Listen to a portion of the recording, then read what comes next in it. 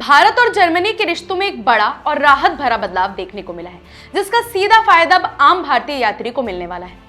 Germany ने भारतीय passport धारकों के लिए वीजा फ्री ट्रांजिट की सुविधा का ऐलान कर दिया है।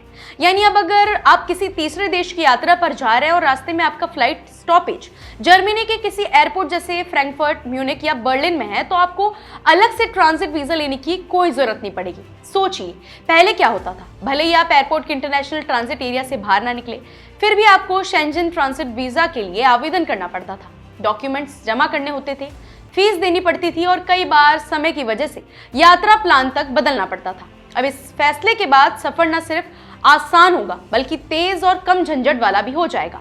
यह ऐलान जर्मनी के चांसलर फ्रेडरिक मर्ज ने अपने भारत दौरे के दौरान किया, जब वे गुजरात पहुंचे थे। खास बात यह है कि यह उनकी पहली भारत यात्रा थी और एशिया का भी पहला आधिकारिक दौरा था, जिससे साफ संकेत मिलता है कि जर्मनी भारत को रणनीतिक साझेदार के रूप में कितनी अहमियत देता है। अब जरा आसान भाषा में समझते हैं कि ट्रांजिट वीजा होता क्या है।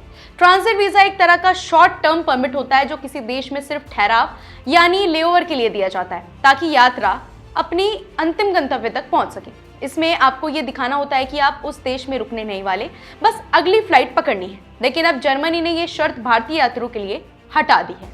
हाँ, ये ध्यान रखना जरूरी है कि ये सुविधा सिर्फ ट्रांजिट के लिए। अगर आपको जर्मनी या किसी और शेंजन देश में एंट्री करनी है, घूमना है, पढ़ाई करनी है या बिजनेस के लिए जाना है, तो उसके लिए आपको पहले की तरह टूरिस्ट, बिजनेस या स्टूडेंट वीजा लेना ही होगा। इस फैसले को सिर्फ एक ट्रैवल रिलीफ के तौर पर नहीं देखा जा रहा, बल्कि इसे भारत जर्मनी के बीच बढ़ते भरोसे और लोगों के बीच मजबूत होते रिश्ते का प्रतीक माना जा रहा है। भारत और जर्मनी ने इस मौके पर कई अहम समझौते की घोषणा भी की है, जिनमें रक्षा, सुरक्षा, शिक्षा और स्किल डेवलपमेंट शामिल है। प्रधानमंत्री नरेंद्र मोदी ने भी साझा प्रेस कॉन्फ्रेंस में कहा कि रक्षा और सुरक्षा में बढ़ता सहयोग दोनों देशों की आपसी विश्वास को दिखाता है और जर्मनी द्वारा डिफेंस एक्सपोर्ट्स में जुड़ी प्रक्रिया को आसान बनाता है।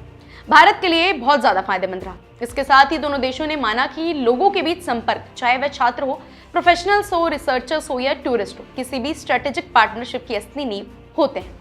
जर्मनी में पढ़ने वाले भारतीय छात्रों की संख्या लगातार बढ़ रही है। ज्वाइंट और ड्यूअल डिग्री प्रोग्राम्स का दायरा बढ़ रहा है और भारतीय प्रोफेशनल जर्मनी की इकोनॉमी, इनोवेशन और कल्चर में अहम योगदान दे रहे हैं। बातचीत में यह भी तय हुआ कि शिक्षा और रिसर्च के क्षेत्र में सहयोग को और मजबूत किया जाएगा।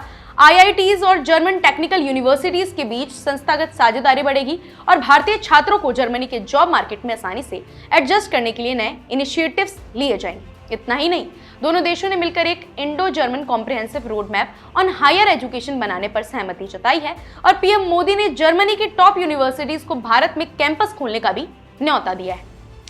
कुल मिलाकर जर्मनी का ये वीजा फ्री ट्रांजिट फैसला सिर्फ एयरपोर्ट पर लगने वाली एक लाइन कम करने की बात नहीं है, बल्कि ये भारत और जर्मनी के रिश्तों को नई ऊंचाई देने वाला कदम है।